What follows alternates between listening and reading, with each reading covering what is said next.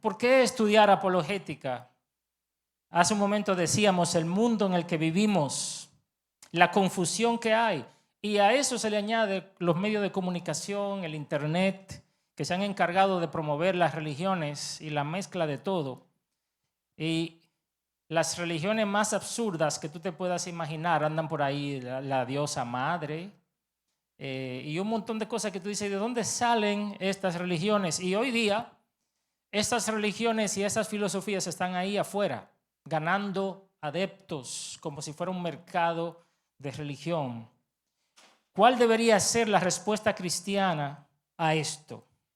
Por eso estamos introduciendo esta serie, la defensa de la fe, con el fin de equipar a los creyentes, a nosotros, a los creyentes, para que podamos responder las grandes preguntas que la gente hace y también para nuestra propia alma, poder darle a nuestras almas razones de nuestra fe.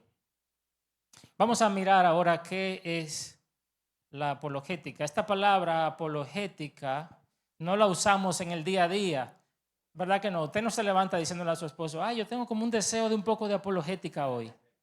Eso es muy difícil que usted lo diga, porque no es una palabra común. Viene de la palabra griega apología, apo, que significa antes, y logos, apologos, dar una palabra antes, es decir, interponer una palabra para defenderse de algo, y se utilizaba cuando usted era llevado a la corte en la antigua Grecia, le decían defiéndete, o sea, presenta una apología de tu causa. Y el apóstol Pedro usa esta palabra para decir que el cristiano está llamado a responder. ¿En qué contexto vivieron los destinatarios de la carta de Pedro? Si tú lees la carta de Pedro, te vas a dar cuenta que ¿qué había en la gente? ¿Qué estaba pasando en la gente? Persecución y sufrimiento por causa de la gente que vivía alrededor. Pedro los manda a sufrir y le dice, pero no sufran como un inconverso, no sufran por estar haciendo esto, sufran por causa de Cristo. Una de las cosas que ellos sufrían era la represión religiosa. Así que la gente le preguntaba, ¿qué es eso que tú crees? Hoy día, la religión cristiana es muy común, por lo menos en Occidente, en el hemisferio occidental. Pero imagínate tú un mundo politeísta, donde lo normal es que la gente crea en muchos dioses. Y que además el emperador es un dios, hijo de los dioses. Y de repente hay un grupito que no cree en los dioses, que no cree en el emperador, que cree en un supuesto judío que murió y que dicen ellos que resucitó. Eso sería extraño, ¿tú no crees? Entonces la gente lo miraba como, tenemos cientos de años o quizás miles de años adorando estas deidades y ahora ustedes dicen que no, que esas deidades no existen, que Zeus no existe, que el otro no existe. No, espérate, así no es. Y la gente los presionaba. Por eso los cristianos se vieron defendiendo la fe, y usted lo puede ver en Hechos capítulo 17, cuando Pablo es llevado al Areópago en Atenas. El Areópago era un lugar donde se hacían discusiones filosóficas y lo llevaron ahí para que él defendiera su fe. Y cómo él lo hace de una forma tan distinta como lo haría en una sinagoga. Yo no creo que exageramos al decir que muchos de los documentos del Nuevo Testamento fueron escritos como una apología a un problema que había, quizá una falsa doctrina que estaba azotando a la iglesia, etc. Pablo se veía él a sí mismo como designado.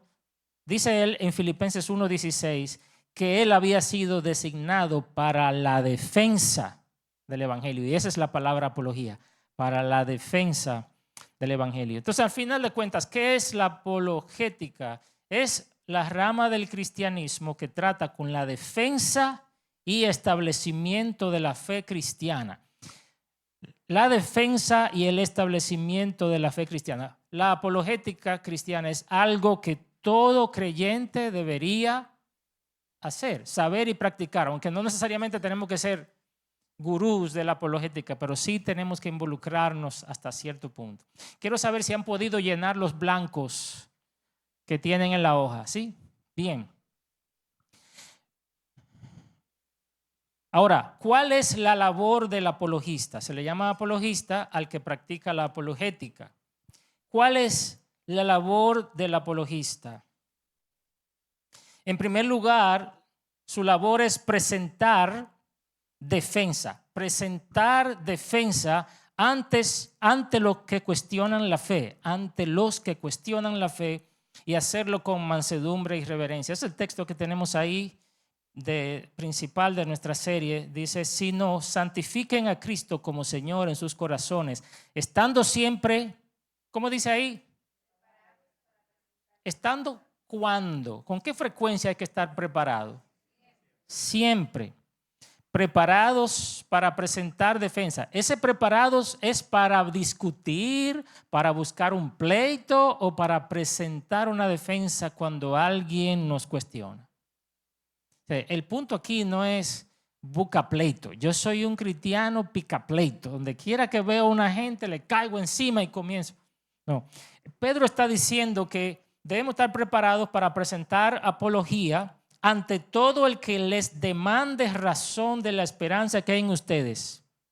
O sea, tiene que venir primero ¿qué? Para que podamos hacer apologética. Sí, tenemos que estar preparados, pero ¿qué pasa? ¿Qué tiene que venir de la otra persona? Alguien tiene que demandarnos una respuesta de la esperanza que está en nosotros. Es decir, de la esperanza del evangelio. Aquí el punto central de la apologética debería ser el evangelio. No te distraiga hablando de María y los santos y José. El evangelio, porque es el poder de Dios para salvación. Eso es lo que dice, pero háganlo ¿cómo?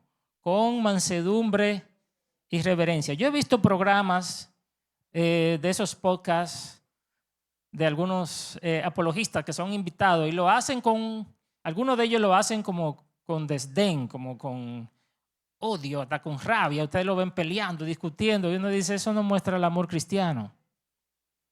Hay algunos lugares donde si me invitan a hablar de apologética yo no iría. ¿Sabe por qué no iría? Porque no es para edificar, sino para contender, es para desanimar, es para ridiculizar a las personas. Pero no estamos llamados a hacer eso en ese contexto. Ahora, este pasaje nos indica que esa apología se le hacía ¿a quiénes? ¿A creyentes o no creyentes? Según este pasaje de Primera de Pedro. En primer lugar. Aquí es a no creyentes, ¿sí o no? A no creyentes. Ahora, eso no quiere decir que la apologética está limitada solo para a no creyentes. Lo vamos a ver en un momento. No se nos manda a ir buscando la discusión, sino a responder y hacerlo con reverencia. Entonces, la apologética, ¿qué es? Una presentación respetuosa de las bases de nuestra fe a aquellos que desean conocerla. En segundo lugar, la labor del apologista es persuadir a no creyentes. Persuadir. ¿Y de dónde sacamos esa palabra persuadir? Dice Hechos capítulo 18, versículo 4. Oiga lo que dice Hechos 18, 4. Esto era Pablo. Y discutía en la sinagoga todos los días de reposo, tratando de persuadir a judíos y a griegos. Eso hacía Pablo. Tratando de persuadir. Ahora, ¿cómo él trataba de persuadirlo? ¿Qué es lo que dice arriba? ¿Qué hacía él? Discutía. Claro, no estamos hablando aquí de que era una discusión. No, discutía quiere decir intercambiaban, ¿qué cosa? Ideas, argumentos, razones. Ahora, mire qué interesante. Cuando Pablo hacía eso en las sinagogas, ¿qué argumentos mayormente utilizaba? Cuando Pablo hacía esa apología en las sinagogas. ¿Quién se acuerda?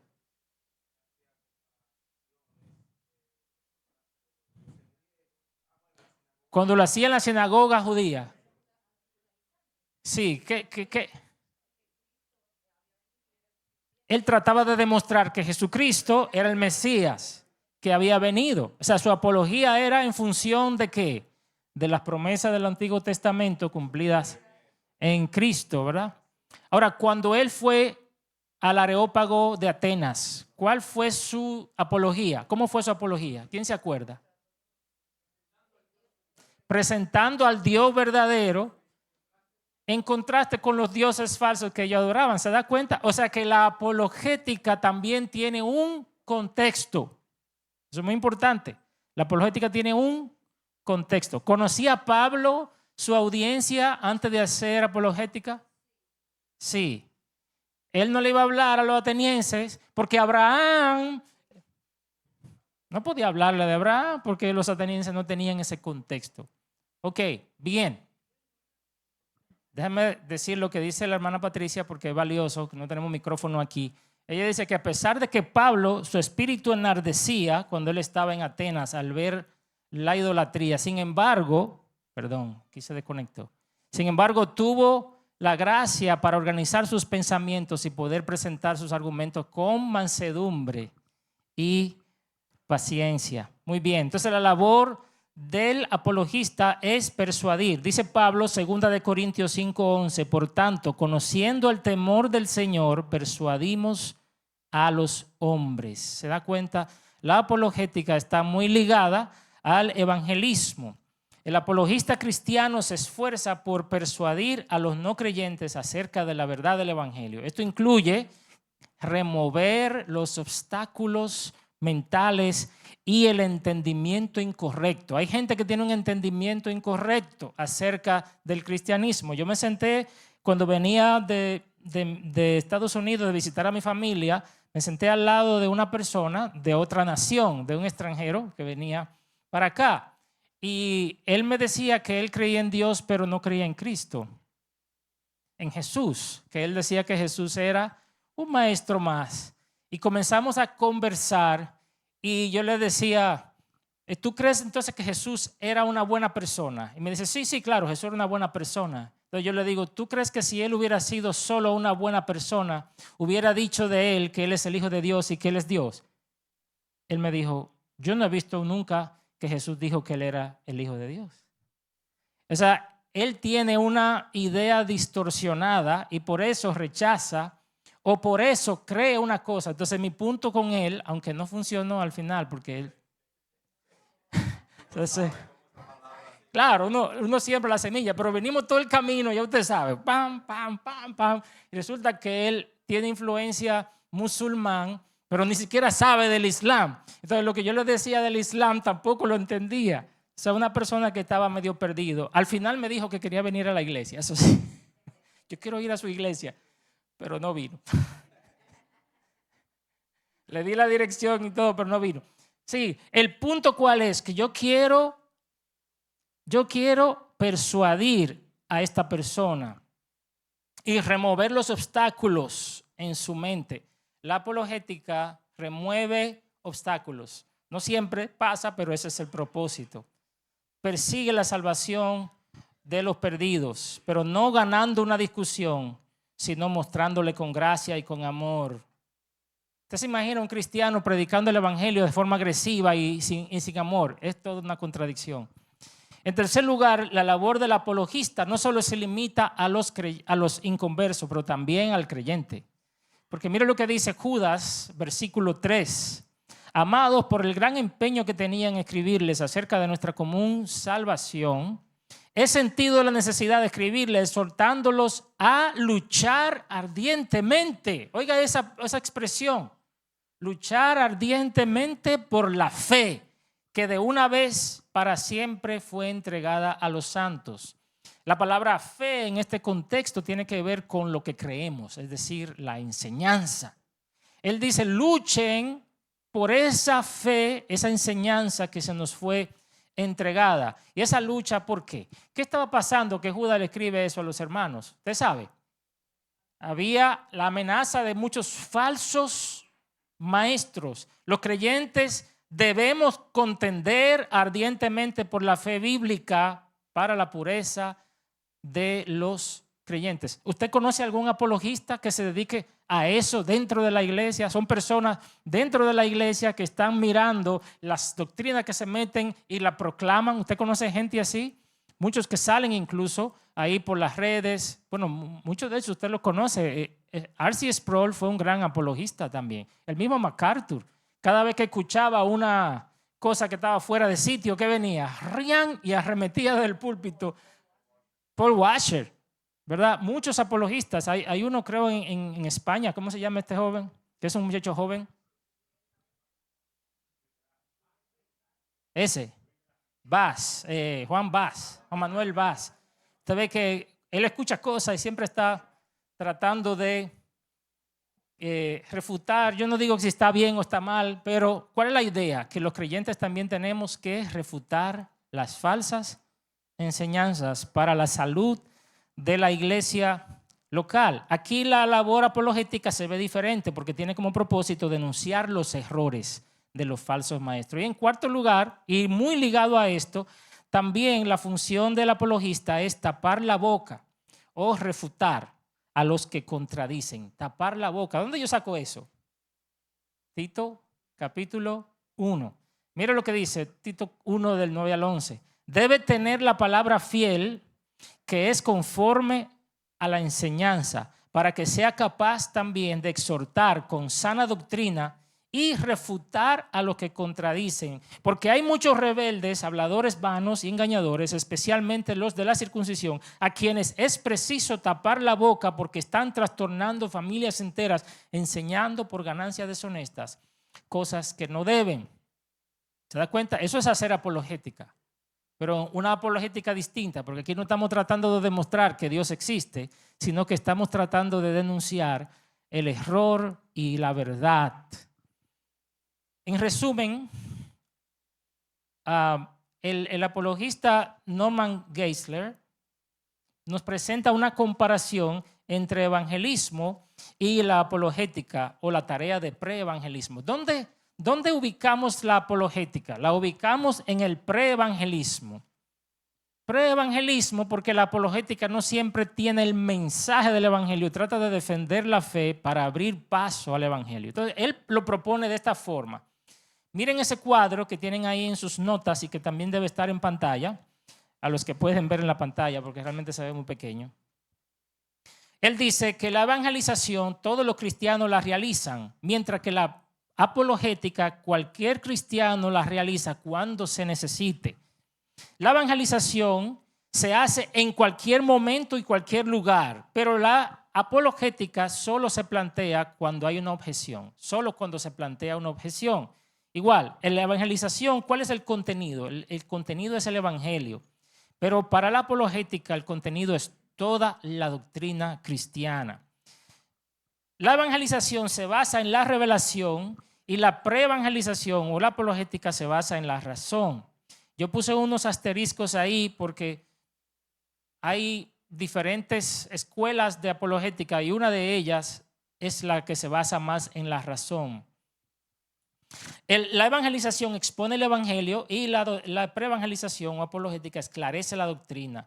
La meta del evangelismo es que la persona crea, la fe, pero la meta de la apologética es que la persona entienda, que se le aclare su mente. No sé si eso ayuda un poco a entender cuál es la función de la apologética.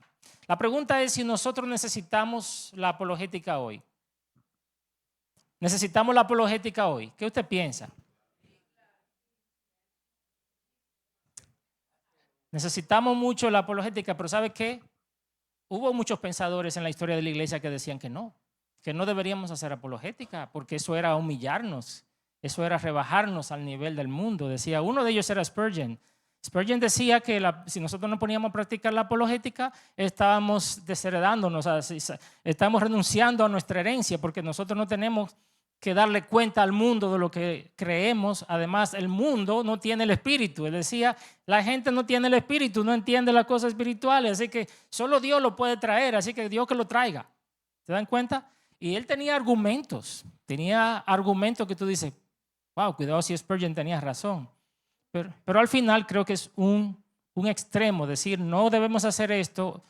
Eric, si nosotros pudiéramos tener un micrófono, porque hay personas que quieren preguntar. ¿Se puede usar este? Eduardo, ¿tú nos ayudas aquí? Ah, bueno. Aquí está.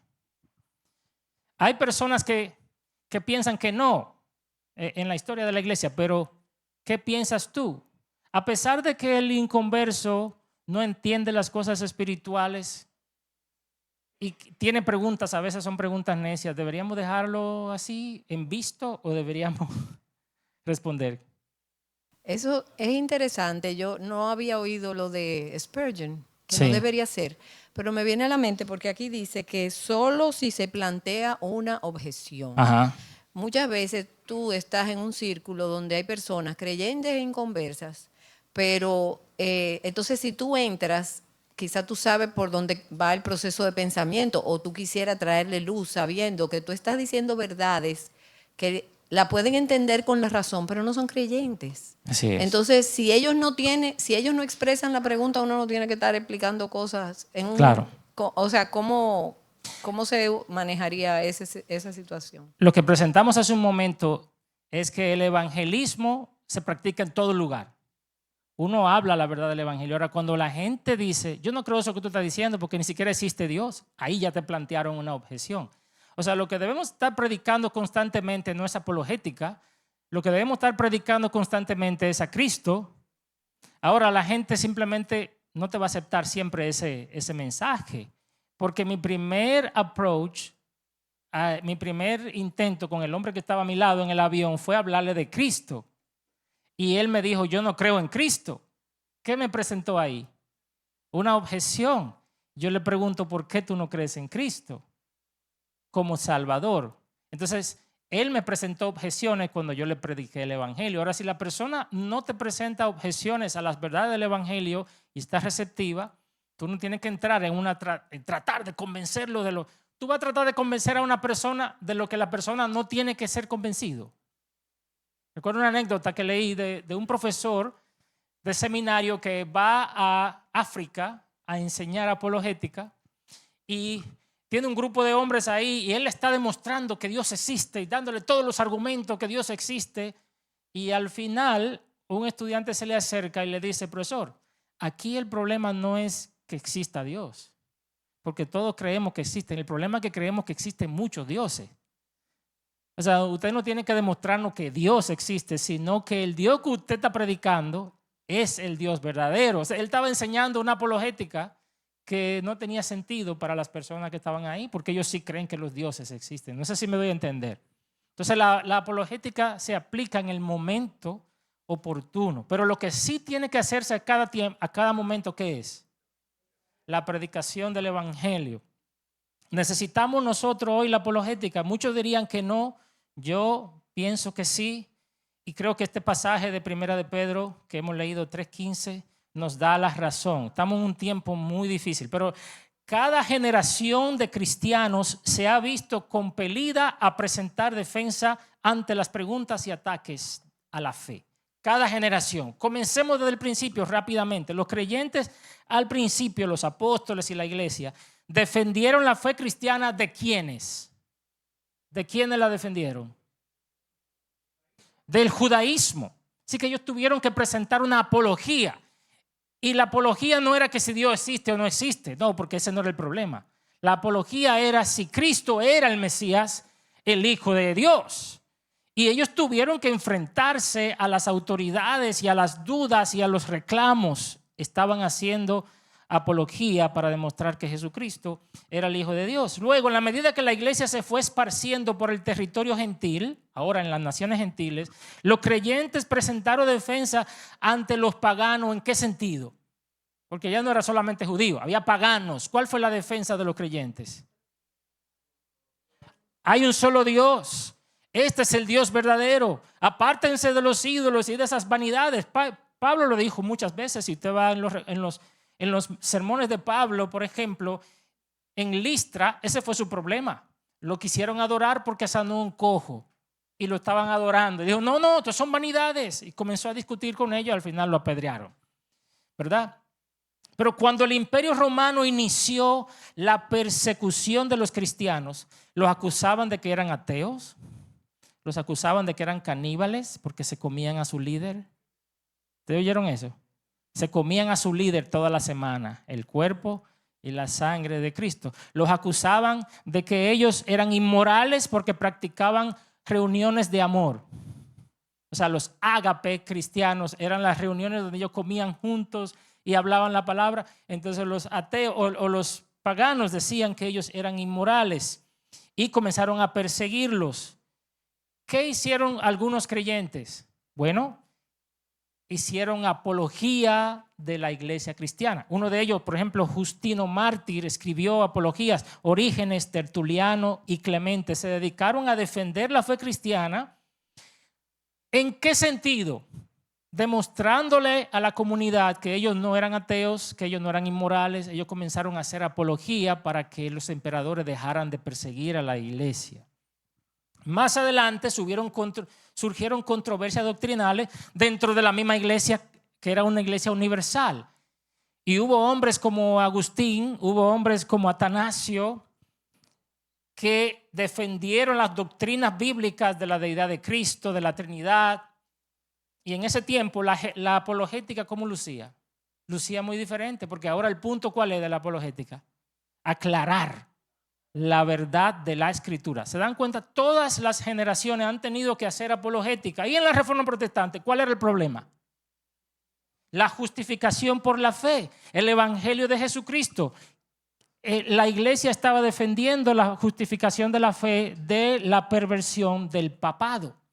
¿Se dan cuenta? Otro tipo de apologética. Ahora, a partir del siglo XVII se desarrolló el pensamiento racionalista. ¿Pensamiento qué? El pensamiento racionalista, que está basado ¿en qué? En la razón. Muy bien, están haciendo su tarea. Se desarrolló este pensamiento y ese pensamiento se ejemplifica con la famosa frase de René Descartes: pienso, luego existo. Pienso, luego existo. El racionalismo comenzó a dudar de todo, todo lo que no se pudiera demostrar con la razón humana.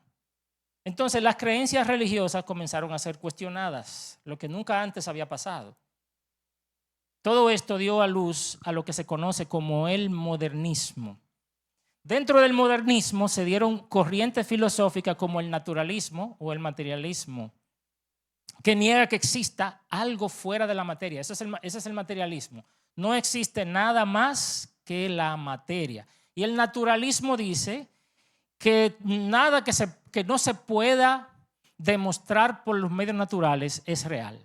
Ese es el naturalismo. No, todo lo que existe es la naturaleza y lo que no se pueda demostrar por los medios naturales no existe. Eso vino con el modernismo. Así que allí se desarrollaron múltiples corrientes filosóficas, incluyendo la teoría de la evolución de las especies, haciendo innecesaria la fe en un Dios creador, porque si todo evolucionó de manera espontánea, ¿para qué necesitamos a Dios? El típico modernista. ¿Cómo piensa el modernista? El típico modernista no cree que Dios existe necesariamente, y si acaso existiera, no se involucra con el mundo, confía en la razón humana, en la experiencia y la lógica. No acepta ninguna creencia sin la suficiente evidencia. Para el modernista, y yo creo que muchos de los que tienen mi edad o más vivieron esa realidad, para el modernista el mundo opera bajo leyes naturales que se pueden explicar en términos naturalistas. Ese mundo es real, existe fuera de sus mentes, y la verdad es todo aquello que coincida con el mundo real. Para ellos esa es la verdad.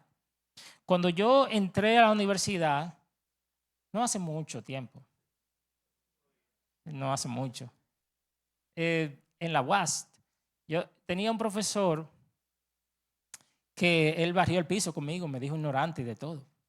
Me dijo ignorante delante de toda la clase porque yo levanté la mano y di una opinión diferente a la de él. Y él me dijo, usted es un ignorante, que usted todavía cree que existe eso de Dios y de la religión. Él estaba explicando la teoría de la hominización, ¿verdad? La teoría de la evolución del ser humano.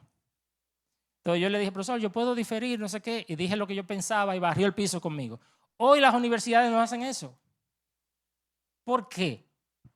Porque en aquel tiempo era un pensamiento modernista, donde hay una verdad que es la ciencia, y lo que es verdad es lo que se puede demostrar. Y hoy día es así. No, hoy día ¿qué?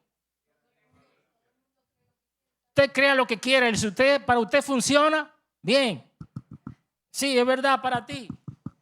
Pero en el tiempo que nosotros crecimos, lo que tenemos cierta edad, nosotros hablábamos en la universidad y nos apabullaban los profesores, porque era un pensamiento más modernista. Para ellos no hay vida después de la muerte, por eso hay que disfrutar ¿cuándo? Ahora. ¿Usted conoce gente así? ¿Cuántos conocen gente con un pensamiento así? Ahora, pero a finales del siglo XX hubo un marcado cambio en la forma de pensar de las personas. Se notó un paradigma distinto en cuanto a la verdad. La gente comenzó a cuestionar si en verdad existían los absolutos y si es verdad que la ciencia es como dice ser. Y si es verdad que a la razón se le puede creer. Oiga, la gente comenzó a dudar incluso de la propia razón. Y este era el pensamiento. Nosotros todos estamos permeados por una cosmovisión, decían ellos. Todos estamos permeados por influencias, por nuestra historia, por lo que nos dijeron. Entonces no tenemos objetividad para juzgar nada. Tenemos que dudar de todo. Y además tenemos que deconstruir todo lo que hicimos. Eso se llama la deconstrucción. Y por eso han comenzado a deconstruir todo. Esto de la familia, esto es un paradigma cultural opresivo, donde hay uno que está arriba y otra que está abajo. Y otro que tienen que obedecer a lo que otro diga. Vamos a quitar eso del medio. Ese es el pensamiento postmoderno. ¡Wow! El postmoderno no confía en la razón y la lógica occidental. Cree que el pensamiento occidental es discriminatorio y que no tenemos la capacidad para la verdad. Por eso, cada persona puede tener su propia verdad conforme a lo que siente en su corazón. Por eso hoy día la frase famosa, haz lo que tu corazón te diga. No se necesita evidencia para respaldar ninguna creencia. Usted no necesita evidencia hoy día. Con que usted lo crea adentro es suficiente. Por eso la religión hoy día está bien. ¿Te sirve para ti adorar al Dios perro? Qué bien, qué bonito. Pero no me venga a predicar tu religión a mí, porque yo tengo la mía, que yo adoro al Dios gato. Y tú tienes que respetarme la mía y además decirme que estoy bien. No solamente respetarme, tú tienes que aprobarme. Eso es lo que estamos viviendo hoy en muchas personas. Es lo que se llama el individualismo expresivo. Pastor Eduardo, enciéndela ya, por favor. Cuando ellos dicen que no hay absoluto, ellos están estableciendo un absoluto. Un absoluto. Claro, y eso lo vamos a estar viendo en los temas que vamos a tratar más adelante. Yo solamente lo estoy tirando la carnada para que usted se motive, pero es así. Este es el individualismo expresivo. Oye lo que dice, para sentirme realizado, para ser una persona auténtica, para ser genuinamente yo, necesito poder expresar externamente lo que siento por mi interior. Y esta corriente, uno mismo define, protege y promueve su identidad, exigiendo que los demás lo acepten y lo validen. A esto hemos llegado hoy día. Pero usted pudiera decir, yo no estoy ahí, pastor. No, quizás tú no estás ahí en algunas áreas, pero en otras. Muchos hemos sido influenciados. Queremos que la gente nos sirva. Creemos que el cliente siempre tiene la razón. Eso es parte de ese individualismo expresivo, donde lo que vale es que yo me sienta como bien. Y si para sentirme bien tú tienes que hacer tal y cual cosa, lo justifica, aunque sea pecado. La pregunta es, ¿cuáles de estos tipos de personas tenemos nosotros hoy en la República Dominicana, en nuestro contexto? De todas. Buenísima. Tenemos de todo. ¿Cuántos tienen religiosos que creen en Dios pero no se convierten a Cristo? al lado suyo. No dudan que Dios exista. Tan como en la Edad Media, donde hay una religiosidad genérica. ¿Cuántos de ustedes conocen gente que son, a mí hay que darme prueba y evidencia de las cosas, que son modernistas? ¿Cuántos conocen gente modernista que no creen en muchas cosas? No, después que uno se muere se acabó todo y ya.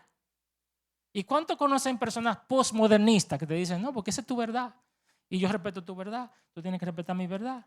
Además yo creo así y tú creas así. ¿Cuántos tienen gente así a su lado? Sí. ¡Wow! O sea que tenemos de todo y por lo tanto tenemos que prepararnos para responder apropiadamente a todas esas preguntas.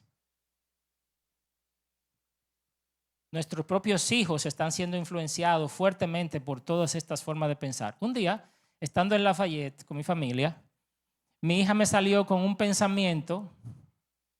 Ella me decía, no, porque eso que tú dices es opresivo. La realidad es que el débil es que debería estar arriba, debería gobernar. Y eso es un pensamiento de lo que se llama la teoría crítica, critical theory, teoría crítica. Cuando yo lo escuché en mi propia hija, yo dije, ¿por dónde se le metió esto? Está por todos lados. Nuestros hijos están siendo impactados por este tipo de pensamiento. Otros creyentes también están siendo influenciados. Por eso debemos responder las dudas que tienen otros creyentes y incluso las propias tuyas.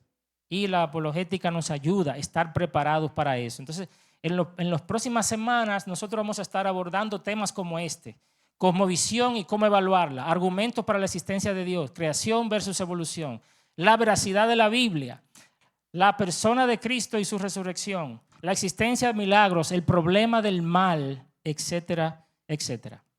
Nosotros no creemos que la apologética en sí tenga el poder de convertir a los incrédulos. Eso solo lo puede hacer el Espíritu Santo por medio del Evangelio. El que la gente entienda y crea un argumento a favor de la fe cristiana no quiere decir que sea salva, pero la apologética cumple esa función de preevangelismo que puede preparar el terreno para que alguien luego pueda escuchar el Evangelio. Por todo ello, debemos comprometernos a estar siempre preparados. ¿Para qué dice? Para presentar defensa de la esperanza que hay en nosotros.